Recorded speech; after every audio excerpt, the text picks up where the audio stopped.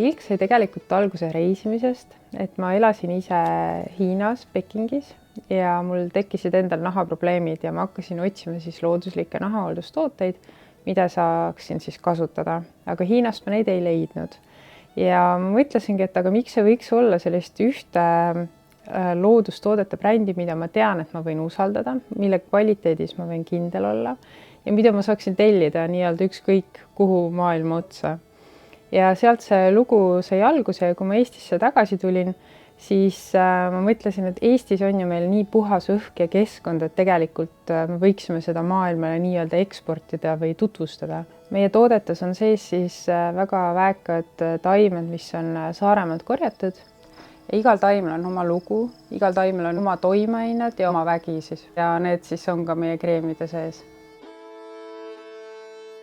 Tilga nimi tuli tegelikult sellest, et me kasutamegi siis kreemide sees väga palju taimeekstrakte ja siis ongi selline tilgake puhtus seal igas kreemis sees. Meie klientidel on väga palju lemmikutooteid, et paljud tooted, mis me juba päris alguses lõime, et need on siiamaani lemmikud ja me ei ole neid siis tegelikult tootesortimendist ka välja võtnud. Et on erinevad siis näokreemid ja kindlasti üks põnevamaid asju on musta küüslaugu tooted, mis me koostöös TalTechiga lõime ja see on ka väga populaarseks kujunenud. Minu lemmiktoode on Salvei kreem musta küüslauguga.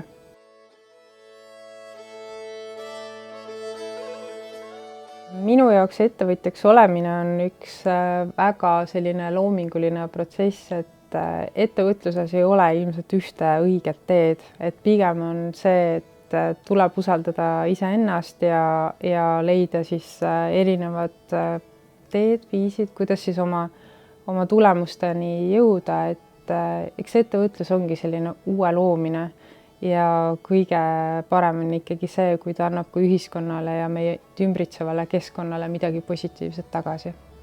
Ma arvan, et neid erinevaid õppetunde on selle teekonna jooksul päris palju ette tulnud. Et kindlasti on üks olulisemaid see, et õppida tegelikult ennast usaldama ja enda sellist sisetunnet. Sest alguses, kui ma alustasin nii-öelda ettevõtjana, siis tegelikult mul puudus ettevõtjana nii-öelda tegutsemise kogemus. Kui teadmist võib-olla oli vähem, siis tuli enda sisetunnet usaldada ja otsuseid selle pealt teha. Ma arvan, et sellise brändi ehitamise juures on hästi oluline luua bränd, mis samastub sinu endaga. Eks ma olen tegelikult Tilga sisse päris palju ennast pannud, kogu seda reisimiskirge ja loomingulisust, et ma arvan, et me oleme Tilgaga tegelikult väga sarnased, kui ka Tilk oleks inimene.